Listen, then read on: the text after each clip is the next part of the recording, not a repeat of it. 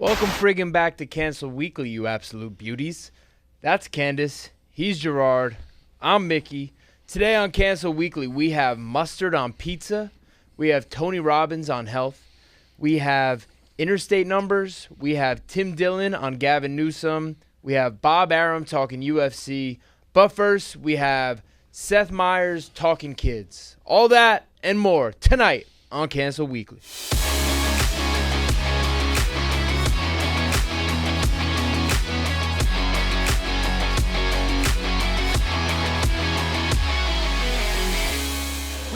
Now we're a little more loose with it. You know, we've realized now we don't like hanging out with friends that just have one toddler. They're too stressed out.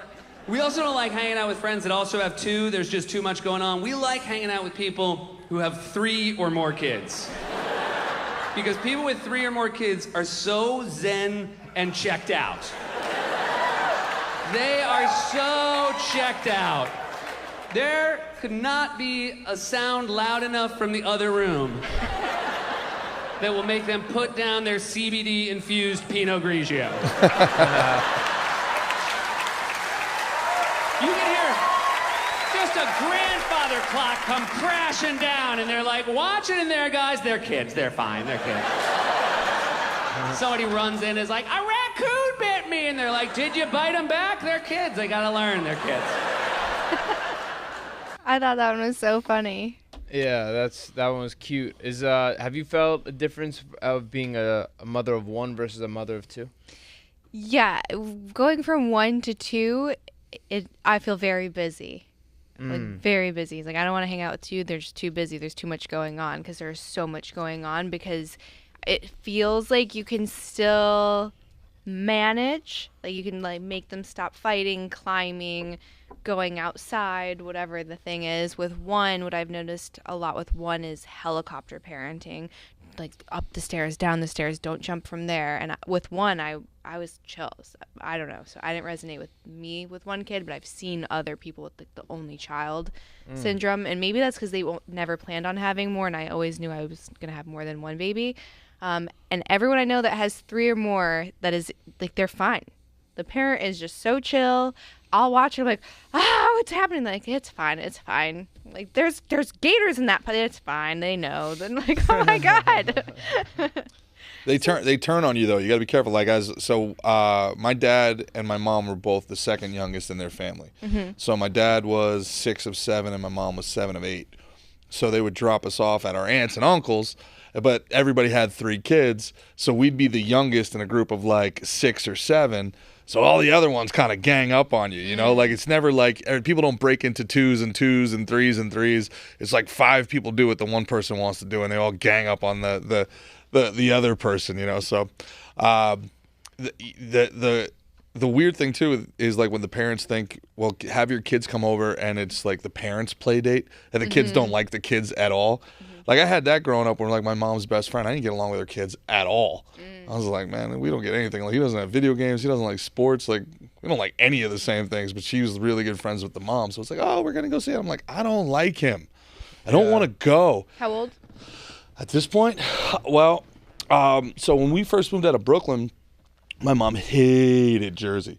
So, like, school would let out at 3 o'clock on Friday, and we'd go back to Brooklyn until, like, or Staten Island until, like, midnight on Sunday. We'd go to one of our aunt's houses, and my mom would stay with her sisters for the weekend, and then we'd be back at school on Monday. We did that for like 2 years before baseball, and she found friends, and we, you know, put down roots in Jersey. But yeah, so I guess probably 5, 6, 7, you know, and it's like, I don't like that guy. His video games suck, Ma. He doesn't play sports. You know, I don't like Legos. He's got bad Legos. Like, you know, I just didn't like. And also, like, as the kid grew up, I didn't like the kid. I was right. The kid sucked. You know, so he was lame. Yeah, that happens. You know, but there's a weird thing. I sent Chris a video if you want to play it real quick. Do you see this new trend with the Zennial moms, the new, like, young 20s moms, that now they want people to pay for the play dates, and they're sending, like, invoices for, like, the 2 juice boxes, the crayons. So they're asking for people to, like, pitch in $25-$30 to help play for the play date, and they're sending, like, these passive aggressive, So low class. passive aggressive like corporate emails like, we would love to do this again, you know, but in order to make not this classy. it's So recently, my daughter had a friend over, and I asked her mom for money, and this is how it went. So after the play date, I texted her mom and I said, thanks for letting Jamie play today. Please help out with your share of the expenses for the play date, totaling $15 via Venmo. Let's do it again sometime. Because I can't keep doing these play dates if it's so expensive. And she said, expenses? And I said, yeah, she used supplies and food while she was here. And this way we can do this more often without a monetary obligation on just one party, right? Makes sense. Now, she didn't say much, but she did say what supplies. And of course I wrote them down. There was chalk, applesauce, fruit. She sat on the couch, so that's wear and tear. She actually broke a toy. She had 3 juice boxes. She went to the bathroom. She had yogurt. Then she actually sent the money, and I sent her a message thanking her for it, of course. She didn't say anything else, but I said, you know, this will make it easier for us to do more play dates in the future. So Sure it will. What do you guys think? Is that real? This That's not lady- real. trolling, right? This Especially lady with the wear sucks. with the wear and tear on the couch. The there's wear no and tear on way- the couch, think it's and troll? she mentioned using the bathroom. Like Yeah. that flush is gonna cost her. whether it's real or not, hundreds of thousands of people liked it and tens of thousands of people commented we should make this a thing. Get Absolutely. the fuck out of here. There's My the- parents would have freaked out if someone tried to give money to have a play date. Yeah. They would have been insulted by that. Now, This is so low class. Yeah. It's unfucking believable. $15? yeah. Shut the fuck up. Yeah. Yeah, I mean, that's wild. Although, I do have a friend who has confided in me that she really struggles because one of her daughter's best friends, she hates their guts. And she's like, I feel so bad to hate an Like a little girl, 11-year-old. yeah. But the 11-year-old I wonder who this could be. walks into the house and, like, doesn't say hello, goes right to the cabinets, grabs, like, chips out of the cabinets, walks downstairs with the daughter, and my friend is sitting there going, like, hi. Like, so, you know, it's not your job to raise the kid either, but they are in your house. I feel like it's perfectly okay to say, hey, look, I don't know what happens outside this house, but when you're in my house, you greet me, you say hello, you ask for things. I have no issue with that whatsoever. Like, set boundaries, agree. saying whatever feral shit your low class ass wants to do in the trailer that you come from, that's cool. But in my house, all right, you say hello to me before you eat my motherfucking Doritos, bitch. Hell yeah. Or maybe there's a better way to talk to an 11-year-old. I don't know. I don't have think kids. so. Yeah, that's perfect. But imagine your kid, you drop your kid off for a play date, and you get a Venmo request for $15 for used crayons and Well, that's and not, sofaware. That wouldn't happen because you're not vetting the parent. You shouldn't be dropping your kid off at any age to a house that you don't know that that's like kind of crazy you're going to receive. Do you know what I mean? Like, you need to know the parents of if you're dropping your kid off somewhere. So if that comes out of nowhere, you're like, I had no idea she was so neurotic. Well, you shouldn't have dropped your fucking kid off then, because who knows what else you're putting them at risk of. Do you know So what I that's mean? interesting. I've never considered that. So before you send your kids to a play date, do you like have coffee with the parents or You dinner or know something like that? the parent very well, Really? for sure. Absolutely, that's a huge risk. And it's depending on the age, most people. And this is the thing. I was at a coffee date with some moms, and everyone there is very like-minded, pretty conservative.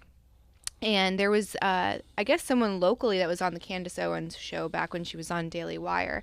And this You said conservative? Yeah. So like bad people. Terrible people, yeah. Terrible people. And like, we like the American flag and believe in the Constitution. It's really awful. Like, Ew. I'm surprised we were allowed in Ugh. that coffee shop. But there was this woman that had gotten pretty like notorious for going toe to toe with the school board, and Candice Owens brought her on. So what happened is there was this form that was circulating. The kid, I think, was 7, and they had to fill it out at school, and the parents didn't have access to what this form was. Well, the mom was like, I need to know whatever you're handing to my kid, she can't sign anything without me knowing. They're like, ma'am, you have to go to a school board meeting to have access to this. She's like, this is nonsense. Goes to the school board. They give her the runaround. She eventually gets the form, and the form was asking if they are being physically or sexually abused, and if so, if it's happening at the house. And it was more questions along that nature. And the whole group was kind of like, oh, well, that's not okay. And, you know, at that age, they shouldn't know what it is. And if they're going to hand out that form, it needs to go home with the parents. And I'm kind of sitting there quietly.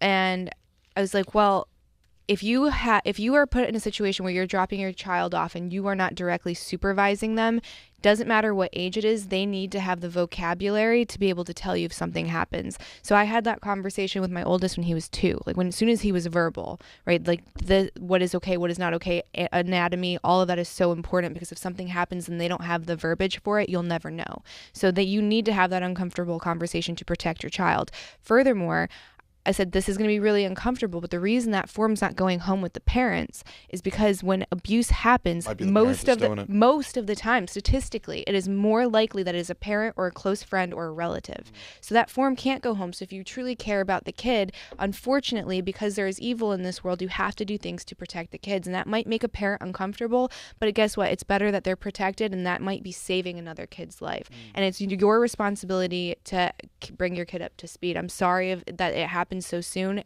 In a perfect world, we wouldn't have this conversation, but it's super important that you vet all that out, because you could think someone is totally normal and you have no idea that they're a monster. I mean, she was just asking for $15. No, but it goes into monster. I tell you, monster. Into poor judgment, though. So again, if you're taken aback by that person's behavior, that means you didn't do a good job in sorting out who your kid's spending time with. Yeah, totally agree with lack of the vetting process. Totally agree with you. I mean, that's cheap on another. I mean, that's such a level of cheap. That's a level of cheap. Wear and tear on the couch? Yeah, you used crayons. The fuck that you know, that bitch works for Spirit Airlines. That's for sure. Yeah, right. She's like, the play date is free, but the juice boxes are $2 each, and then she wanted to upgrade to a comfier seat, so I'm gonna, you know. Yeah. We were gonna sit your daughter on the floor, but she upgraded to the couch. I mean, that's. I need to know if that's satire, but I feel like from watching it and reading the comments that was not satire. I think it was. You think it was satire? I want to give her the benefit of the doubt too. Yeah. But also, Joe Biden's economy. If anybody people. out there has any information on that, let us know. Next, we got mustard on pizza. Mustard. Fresh panko-coated pizza dough gets topped with a layer of mustard. Yes, mustard. Then comes some cubed mozzarella cheese, their thick cooked tomato sauce, and a fistful of Parmesan cheese. It gets slid into the pizza oven to look like this. The mustard pie originated in Trenton, New Jersey in the 1980s as a cross between Italian and German flavors. Find this at Panko Pizza in Middletown, New Jersey. I haven't tried it, but I've been seeing it places, and it looks like it just got an extra kind of coating of breading on it. So a semolina pie is kind of like all over the Middletown, Marlboro, Manalapan area. They use semolina. It's phenomenal, and they use really fresh cheese. When you use really good cheese, this is the quote unquote New York, New Jersey pizza. It's not supposed to be like pull cheese everywhere. It's supposed to be very good high end cheese that you don't need a ton of. It's not supposed to be greasy. The tomato sauce is supposed to really come through. It's just absolutely fantastic. Now, the mustard I'm interested in. I'm interested in what the mustard does here. And I'll tell you why. Because I saw this guy named Guga Foods, who I love. Have you ever watched Guga Foods? Love this guy, Guga Foods. This guy's incredible. He just cooks steak like 1,000 different ways. Every day is a new way he cooks steak. Sometimes he boils it in cheddar cheese. The guy's wild. And he did a mustard rub on his steak. And I was like, that's horrible. It's going to ruin the steak. And he put the mustard as the rub, and then he put the seasoning on top. And he said it was the best. And I was Talking like yellow mustard? Yeah. I was like, there's no way. This is terrible. And I tried it, and let me tell you something. I've been shitting on mustard for no reason for a very long time. I've really only ever used the yellow mustard on ham and cheese sandwiches and hot dogs. Yeah. But maybe it's a nice little thing there. Do you guys have anything Tangy. in your foods that you like strange things? Like me personally, I like to get freaky with my watermelons a little bit. Tahini? I love tahini. I don't do that. My wife likes that. You can fucking put mustard on watermelon, yellow mustard. I've tried it. You can put salt. I like that. That's probably my favorite. You can put lemon on it. There's a bunch of different things you could try. Or you could just do tahini, which is basically those three flavors put together. I'm saying different things. A little bit of this, a little bit of that. Little dip. You like to dip your watermelons? Yeah, I especially like when I'm like training really hard. I'll put salt on it, and then I feel like I'm absorbing more of that hydration. Fruit. Getting more of that water. It's the sweet and the sweet and salty. Fruit, meat, and cheese. It's like my favorite thing. I don't know how anybody hasn't. The best part of every wedding is the cocktail hour. I don't know why somebody hasn't come up with a restaurant where it's just a cocktail hour. Every hour is a new cocktail hour. Call it appy hour or something like that. Tapas. Yeah, but I want to stand around and have the people come around with the different things, and you get to try a little of this, try a little of that. Yeah. You ever get like the melon balls? Like it's honeydew, and it's got sitting down at the table. It's got like prosciutto down here, and it's got like the hard cheese. Sitting down at the table and getting the meals, like not. It's the worst part of the wedding. Yeah. It normally kills the vibe of the wedding. It's like, hey, we were just getting going. Everyone gets separated into these little. Yeah. groups. Now go over and sit with the people we think that you get along with. Yeah. I was standing with the people I do get along with. It's a good idea. Well, the wedding's not about you, Gerard. Well, or your good time. And that shall be reflected in the gift. Do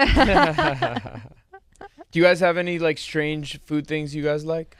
For me, I would say the strangest thing, and this is based off of Eric's telling me that it's strange, is like I love Japanese breakfast, or I love Japanese breakfast. So it's what my grandma does. So you have your miso soup, you have rice, you have some kind of fish. I usually do sake breakfast. Yeah, I do like sake kasu salmon, which is one of my favorite things. So sake kasu, it's the residual stuff that's left in the sake barrels. It's a powder, and you mix it with, usually you just do water, and it creates kind of this paste, and you cure the fish for anywhere from like 3 to 5 days, and it gives it kind of like this fermented miso-y kind of thing. It's amazing. You'll have some pickles, some vegetables, some, you might do like, what's it called, like a takoyaki. It's like that omelet, so that you whip the eggs with soy sauce and a little bit of sugar. So good. So good. I'll do that, or tomato eggs is a kick that I do a lot. So it's a tomato, some garlic, soy sauce, crack an egg in there. Yeah. Oh my gosh, put it on rice. Nice. It's the best. But he's like, the only acceptable breakfast is eggs, some kind of bacon or sausage, and toast. If you do anything else, you're weird. Huh. I like to put Pop Rocks on my tongue and then eat a woman's pussy. Oh my God. That's creative. On that note, we have That's a UTI. Tony Robbins on health. Huh? That is a UTI. Is it really? Yes. Why? Or a yeast infection. You think I'm going to leave a single one of them sugary little Pop Rocks behind? Ladies, don't do that. What? Do not do that. No. Ladies. No, for your well-being. Ladies. No. You do that. No. You do that. No, ma'am. Here's Tony Robbins on health. It's unbelievable. If you use the sauna 4 days a week, you're going to sauna 4 days a week for 18 to 20 minutes at 160, 48% reduction in the ability of a stroke, 52% reduction in heart disease, radical change in people's blood pressure. And this is all science. This is not some airy-fairy person talking about things. But most people just don't know. So there's a lot of good health tips out there. I was wondering if you guys had any that you specifically, I'm talking more to you than Pass. you. Pass.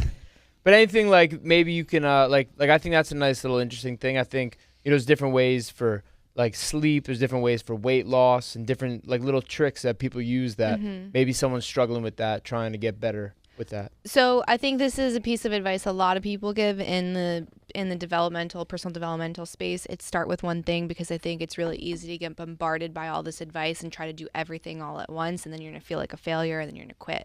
So sauna is obviously great. Something that's really easy for everyone to do, and I actually just told my doctor about this, and he was taking notes. It's tart cherry juice. Get organic tart cherry juice, and you have a glass of this at night. This is great for you too, but it's really good for muscle recovery and deep sleep. So it's not loaded with sugar. People think juice don't have it. You will have the best sleep of your life. What was that about juice? And if it's too sour, you can mix it with just like a seltzer, and it'll tone it down a little bit. So for sleep, that's good. If you also have trouble staying asleep, putting socks on, it sounds like it'd be uncomfortable, but it actually lowers your core temperature and helps you sleep longer and deeper. But sleeping in a cold room is important too, with it very dark. Obviously not doing the screens or anything like that. I got one for weight loss for people. Really easy one. A lot of people think weight loss, all right, I got to go run. Walk. Talk about it on Slick and Thick Show a lot. You walk for 45 minutes at a decent pace. It does a lot of good things for your heart. It's called LIST, low intensity steady state. You do that for like 45 minutes. You can kill so many birds. You can be out in the sun. You know what I mean? You're getting that vitamin D. You're going to feel a little better. You walk, breathing in the fresh air, getting outside. There's so many benefits to it. I think It's a that's big cultural that's a thing good in one. Europe and in Asia after their last meal of the day to go as a walk on a family, like a family walk.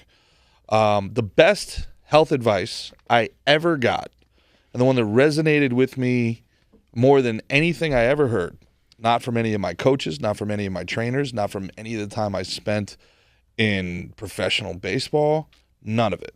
The best advice I ever got was from an actor named Ethan Suplee, our boy Ethan. And what he said was, never put a time frame on anything. Stop with the 90-day fast, stop with the 30-day diet, stop with this. You have to understand, if you're our type of body type, if you're this type of person, this is what it is for the rest of your life. You could say it's not fair. Other people can eat whatever they want. Other people can drink whatever they want. Is what it is. This is for the rest of your life, the lifestyle that you have to live to be the type of person you want to be. And if you kind of go for that, if you understand that, and you flip that switch mentally, it actually takes a lot of pressure off of you. And it's just like, dude, there is no end to this game. There's no end. You have to eat well or you're going to gain weight. You have to work out or you're going to gain weight. There's no like, okay, after 90 days, I've reset everything and we're good to go. Maybe that'll happen for you, but 99% chance this is just what it is for you for the rest of your life. So I'm going to talk a little more on eating well. I think that means eat fruits, vegetables. I think if you're going to do carbs, if you're working out, carbs are all right. You could do like white rice or like a potato, something like that. Not too much. And then lean meats, proteins, things like that. You know what I mean? You don't want to do, like you could do organ meat is so good for you. And also the order that you eat things in. A lot of people like to like have a bite of this, have a bite of that. That's all right. But you can help your body even more by you do your fruits and vegetables first, get that fiber in your gut. When you say first, like when you wake up? No, just like if you're On your eating a plate. meal. On your plate. If you're on your plate. So if Because you're I've eating heard a meal, fast and then break your fast with protein. right. I think fasting is great. I think that's really good. Just when you're eating a meal, because we have to eat, right? You eat fruits and vegetables first, then you eat your protein, then you eat your carb last. And it's about the way your body's going to absorb it and break it down. So fruits and vegetables, then proteins and fats, and then your carb. That's the ideal order for your body's absorption of the... Is it your body's absorption or the fact that those first ones are low caloric and you'll get full before you put in the high I don't think it caloric? is No, that, but I it's think that's a effects- happy secondary thing. Its effects on your glucose spike. So it's basically what your body decides to store and not store. And for some reason, if you do that order, it's a hack. Or you could do a shot of apple cider vinegar before you eat, and it'll do the same thing. And then you don't have to like worry about order. A shot of apple cider vinegar before you eat. Mm-hmm. And that keeps your glucose down? Yeah, by something like 60%. And the glucose is what Makes you gain the weight? The Really? spike. The spike does. Mm-hmm. And where does cortisol come into this? Well, that's more long term. So if you'd have to be testing that and then be cognizant of when you're doing the test, because you're supposed to have a normal rhythm, like a circadian rhythm with your cortisol. So if you test first thing in the morning, like you would expect to see a spike, that would be normal. And then what is actually really interesting is if you test and it's low, that doesn't mean that you're not stressed. It actually means the opposite typically, which you have been experiencing chronic stress and your adrenals are probably getting fatigued. And I know people say that that's not a thing, but it absolutely is, especially for women, because men have a secondary support system. You have your testes, and then that's where you get a lot of those hormones. Women don't have that, so we only rely on our adrenals. So if a woman's experiencing chronic fatigue, it's going to hit her a lot harder than a man. So it's just something to be checking in on, because if you have chronic stress, you're going to be gaining weight. Mm-hmm. I got another one too. If you have a really like high fat meal, if you take fish oil, you could take an extra fish oil. That's going to help you a little bit. Another one is if you have a high sugary meal, have cinnamon. That helps regulate your blood sugar so you don't have that spike and crash. Did you know that if you are deficient in your omegas, which most people are, that simply bringing it up like to the next level, to getting to like within the normal range, it can give you 5 extra years on your life? No, I didn't know that. Isn't that amazing? So like go get a good omega. How I do would they know that, recommend though? I would recommend a prescription, because a lot of the ones that you're getting over the counter are rancid, or when you do go to swallow them, like they're to be spoiled by the time they get to your gut. So you want to get a good one. Yeah, I know you were talking about fasting too.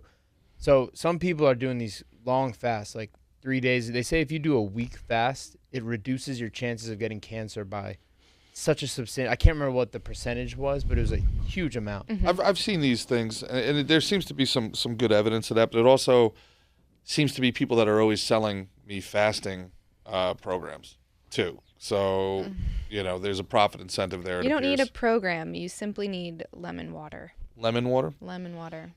Christos was telling me about fiber with carbs, that if you eat fiber, it negates for every gram of fiber, it negates like a gram of dietary carbs. Fiber. Dietary, like so if so you like have your net carbs, I don't totally understand because that. there's soluble and insoluble fiber. So it's like what your body is able to absorb and then thus store if you have excess versus what is impossible for your body to break down, so it's going to come out as waste. Man, fuck all this. I just give me the Neuralink and just say, Gerard, eat an apple. Just computer, do it. That's just tell you what the best thing is. Just do it. That's Ozempic. Ozempic tells you what to eat, or just tells you not to eat? No, it so tells you. So then the best meal is your body eats itself, as Jimmy Schubert would say. Well, no. Your body's best meal is itself. Yeah, that, but it gives you the opportunity, because you still get hungry. So it's like when you go to eat, you have to prioritize your protein. So you don't have all the other options. You're like, well, I haven't eaten all day. I'm hungry.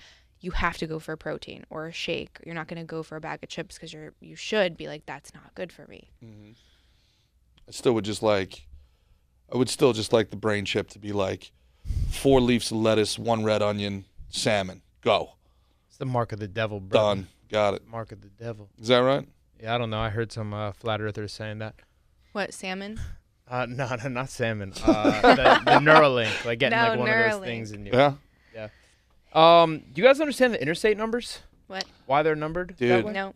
I'm excited for this. I find geek out over this.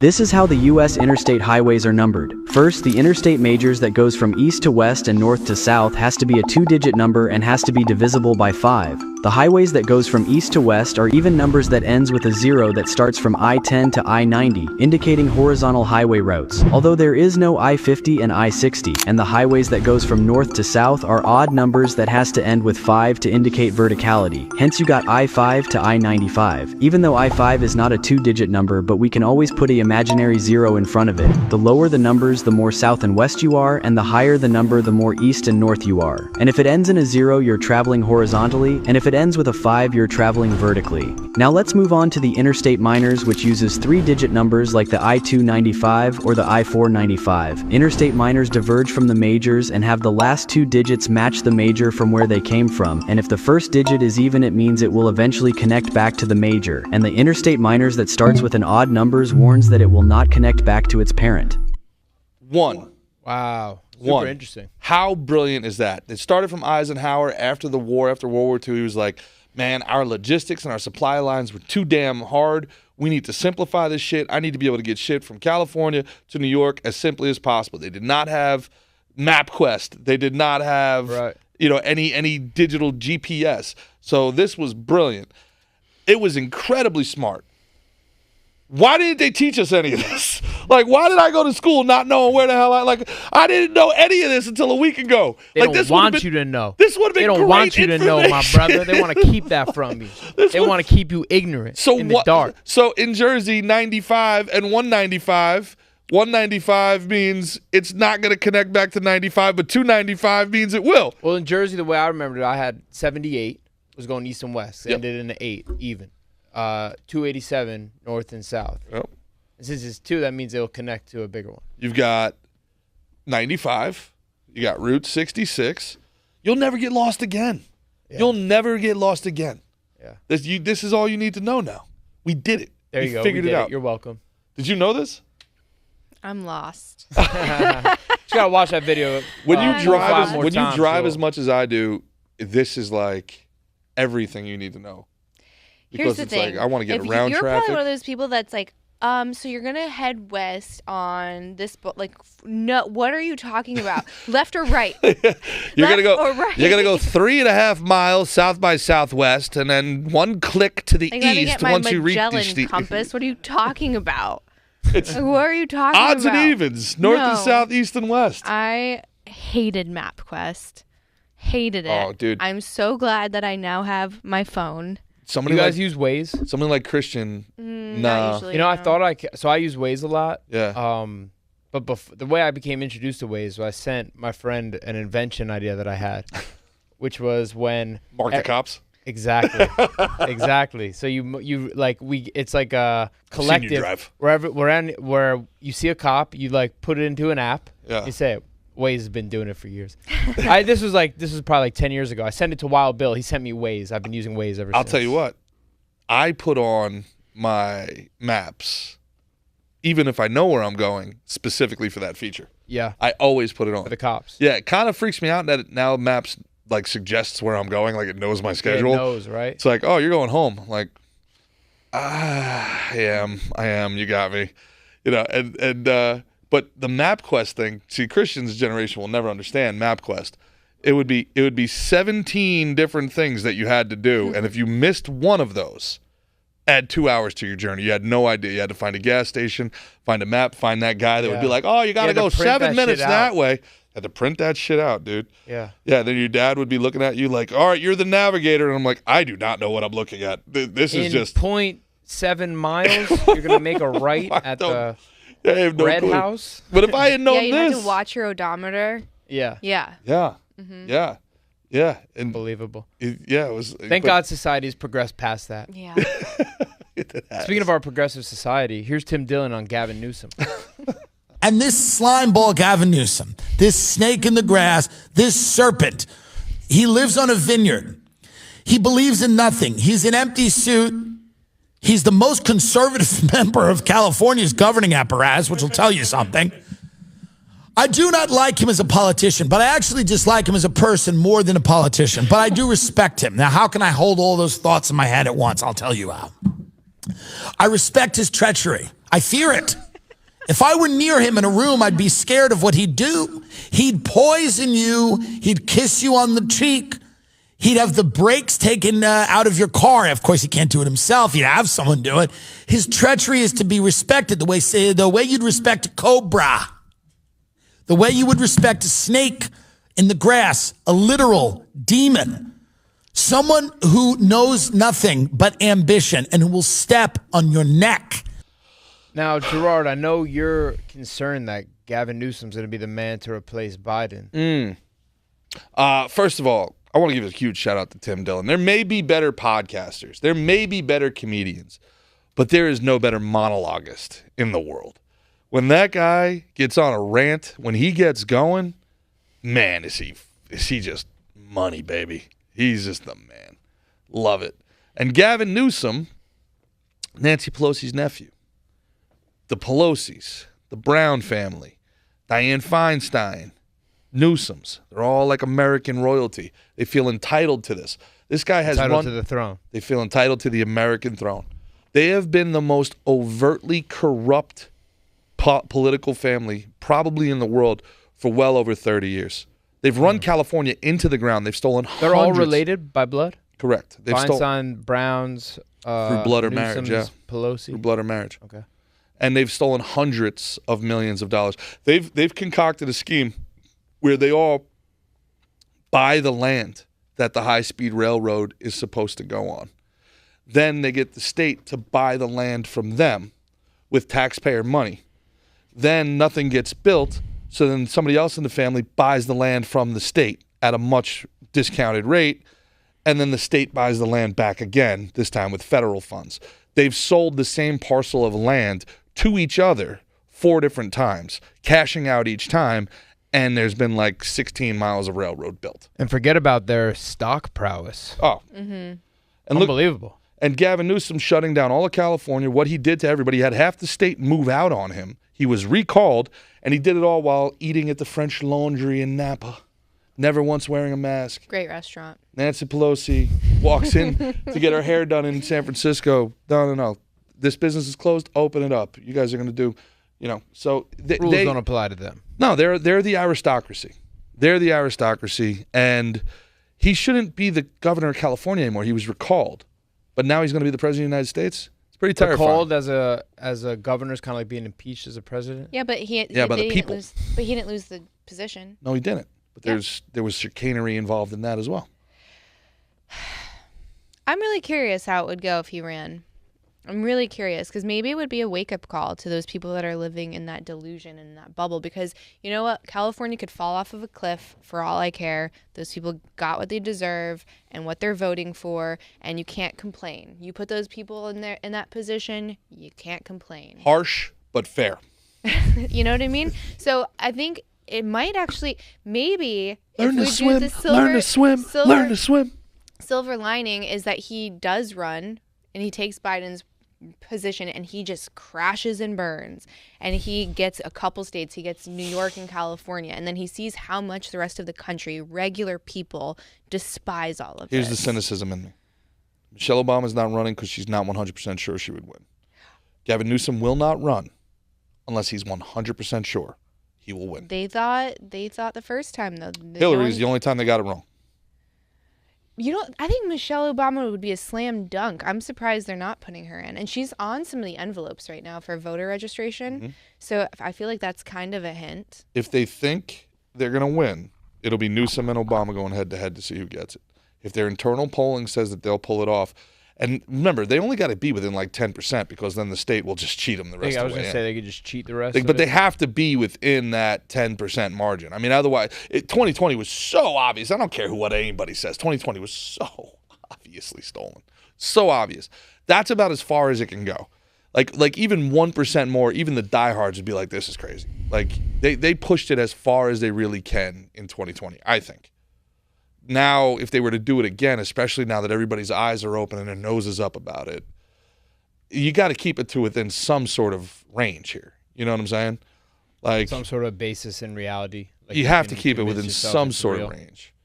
I mean, they shut the voting down for an hour last time and came back and was like, oh, we found 800,000 votes. It was all for one guy. Anyway, anybody that thinks that that's weird is an insurrectionist. Moving on. And it was like, oh, this happened in 3 states all at the same time, and all the votes were found for one person. And nobody thought that was weird. Of course everybody thought it was weird. They got away with it. I think it'll be very difficult for them to get away with it a second time without having to go all the way to the mat with a fight. But also, I don't know. I keep thinking, like, what is the final straw for people? And we keep blowing past what I think would be, oh, this is going to be the final straw. Mm-hmm. Oh, this is going to be the final straw. Oh, this is definitely going to be and they keep blowing past it. And I think at this point, there are people within the quote-unquote, whatever you want to call it, the Goliath, the blob, the deep state, the globalists, whatever you want to call it. I don't think that there's a lot of them that believe there's nothing that will stop us. I think that they really believe, like, what? Look at the last 8 years. Look at the last 12 years. These people were going to do nothing to stop us. They're not going to do a thing. Let's just go all the way in. And I guarantee those are discussions that are being had behind closed doors. And if they're going to go all in on the cheat, that's the guy that's willing to be the face. That's the head of the snake, eh? He's like the Nepo baby. He's not the head of the snake. He's the head of the snake's. He's the head of the snake's nephew. You know what I'm saying? Right. Pelosi's at the top. I just mean he's the next head of state, head of the snake. Yeah, he's the perfect front man. He's a greasy salesman. He doesn't actually want to do any. He doesn't actually want to do any governing. Brian Callen told me that when he talked shit about him on Rogan, he texted him and was like, man, why you got to say that stuff? Like, I'm trying my best, man. Really? Like, yeah. It's like, bro, you're the governor of California, the 5th largest economy in the world. If California did break off, like you said, and it would be a G5 country. It'd be the 5th largest economy in the world. It's a massive place. Super corrupt. To the bone.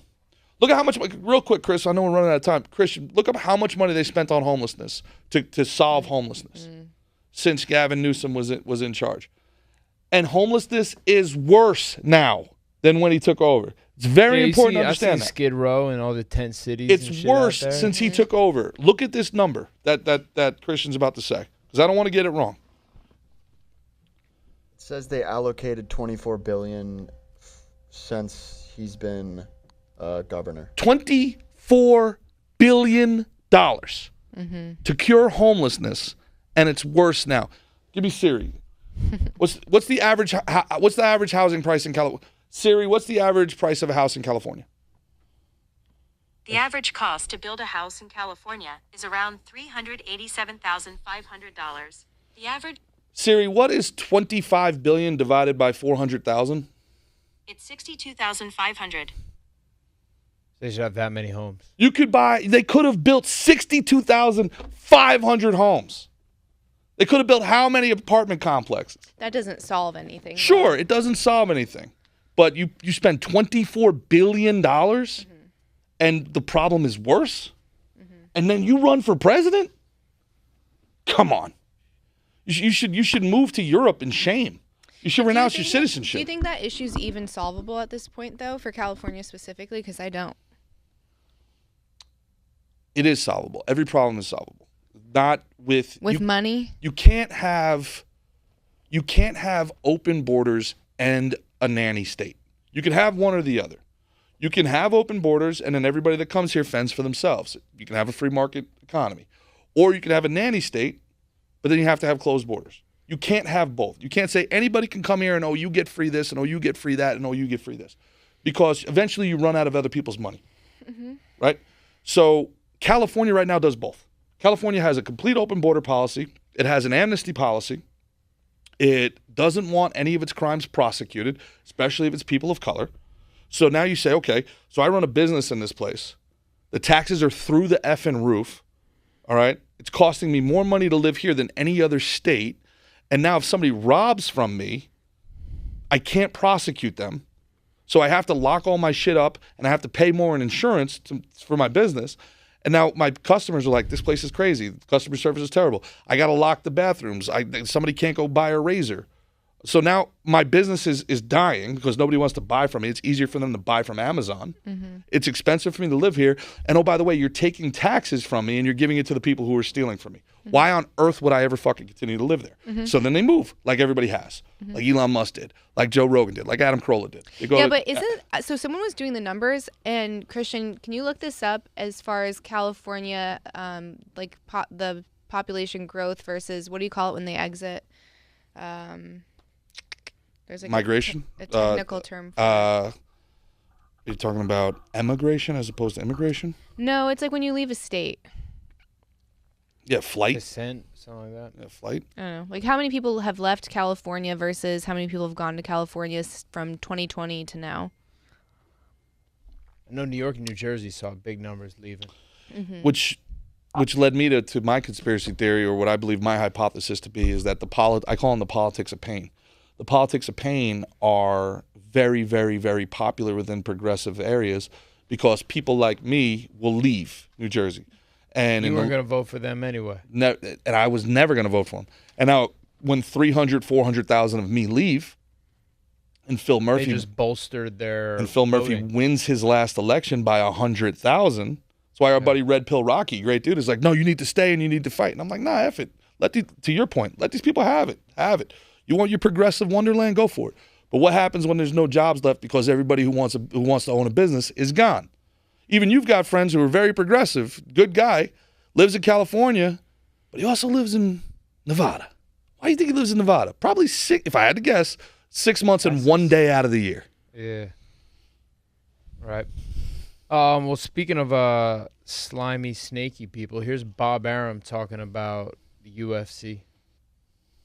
Are a bunch of skinhead white guys watching people in the ring who are also look like skinhead white guys. Well, I take offense to that just for someone who covers the sport. I'm not a skinhead. I'm actually a Jew. I'm not a white, I'm not a white guy, so nothing like that. Yeah, well, in MMA. And you don't have any tattoos. No tattoos. Well, 90% of the people in the audience wear tattoos. I don't care. That's up to them. But those aren't people that would have any interest at any time in boxing. Let's quickly switch gears here for a second. Are you concerned at all with, and do you think, you're smiling, right? I don't know if you're smiling at him. For me and people like me, it is not something that they ever care to see. They've watched it. It's horrible. Guys rolling around like homosexuals on the ground. It is not a sport that shows great talent. The guys who throw punches can't throw a punch to save their ass. When the punches land, the guys have no chins. Ball field behind them. So that was Yankee Stadium. That's what I thought that it was. Bob Arum, who's a well-known boxing promoter. well-known kind of slime ball, speaking with Ariel Helwani, who's a big MMA journalist, Jewish guy from Canada. Now, Candice, I'm interested in your thoughts first because you just got your first little introduction to the UFC. You were at my fight a couple months ago. Did it look like a bunch of skinhead homosexuals rolling around together? No, No? absolutely. There's every single race possible there, nationality there. I wouldn't say it was like all white and shaved heads and everyone's in tattoos. Like, no. I will say when I went to my first jiu-jitsu roll, that when you're watching, there is like, it is kind of like erotic. Like it's the men rolling around. Is this with your kids or what? No, about? I went to a class. You went to a I went to a jiu-jitsu class. Yeah, it was really intimidating. Yeah. But I mean, yeah, like you're getting up in each other's business. Like you got, legs. Yeah, no, you got legs around. Yeah. You can choke people out with your legs. Yeah. You can control people's body. The full guard is basically missionary position. Yeah. You know. Yeah. When I you get think it's mounted. important. Yeah, mounted. Yeah, that's They a were weird mounting one. you in your first class. You're like, we're gonna work a mount. And after that back take. Candice, now you mount me now. Yeah. Switch. High five. So what do you think about that, G? 50-50 as position? a longtime fan of the UFC. And of Garbage. MMA. Come on, that was garbage. And I love, like, what's Bob Arum's fighting record? Has he ever fought? Or is he just, No. He's just Hell no. He's just rented people for the night to capitalize off of their pain. Exactly. Yeah, dude. UFC has eaten into his business in such a deep Killed way. it, man. It's basically killed. Well, boxing Well, killed itself. Not killed it, but it's taken a big chunk out of it for sure. Massive, It's especially the in ultimate, America. It's the ultimate expression. You know what I mean? Where boxing used to be, the heavyweight champion in boxing used to be baddest man on the planet. Baddest man on the planet, most. You know what I mean? And you can't say that anymore. Whoever the heavyweight champion of boxing is, put him as a heavyweight champion of the UFC in a fight. It's going to be an easy time for the UFC guy. Well, that's tough to say after what Anthony Joshua just did to Francis Ngannou. They were only boxing. They were in a different skill set. If Ngannou wanted to grab his leg, he would have no idea what was going on. I agree with you, but Ngannou's not exactly known as a world-class grappler, right? He just needs to know. But compared to him, he knows worlds above him. Sure, I agree, and there's a reason why MMA fighters always have to go to boxing. Outside of James Toney, boxers don't come into MMA because probably what happened to James Toney, right? So, it's a complete skill set. To me, boxing is like home run derby, and MMA is full baseball. Like there's some guys that can hit the ball to the effing moon, but they can't play first. They can't You got run. to bunt. You got to field. You got to be able to play, run, right? Yeah. Boxing is like the best kicker. You're not a full-time football player. You're not playing everything, right? Right. Good thing about most of baseball, all of basketball, right, is that in hockey, soccer, you have to play offense and defense. You have to be well-rounded. Football, not so much. Play one side of the ball, but you have to be able to play the whole field. And boxing is, a very, a very specific set of skills. Yeah, it's a science, and what we do as mixed martial arts fighters, boxing is a big piece of that. And they are much more specialized in the area from here to your waist. Yeah. Now they exclude the whole lower body from kicks, from takedowns going to the ground. Any grabbing. So much. Yeah. Exactly. So, but I'm curious to what was your experience and the people you were with, stepping into that world and seeing. My mother-in-law was so excited to be there. When you got out, she was on the edge of her seat, and she was just like a little girl, just so giddy, and she's like containing it, and I'm shouting, and she's like, "Kill him, Mickey!" I was like, oh my God. I love it. I want to shave my head and get tattoos. It's a primal thing, huh? Especially when it's someone you know. Yeah. You know what I mean? You're so invested. You're so invested. And it's not, I don't know, you feel everyone else's energy there. Like, it's really exciting. The energy is crazy. There's palpable. You can feel what's it. also really cool is when you see the first matches and how they seem to progress as you get to, the headliner and how different it is. Because it feels like in the beginning, it's people that are just, still, you can tell, there's a difference. There's as you go through the fights, like there's swag and there's performance almost. Like there's the extra something that you can't name when the person comes out. You're like, oh, that guy is that guy's a G. Like no wonder he's like later on. I don't know how to explain it. Like there's showmanship too, right? And there's like working the crowd and having the crowd want to root for you. And there's so much that goes into it. But I thought it was awesome.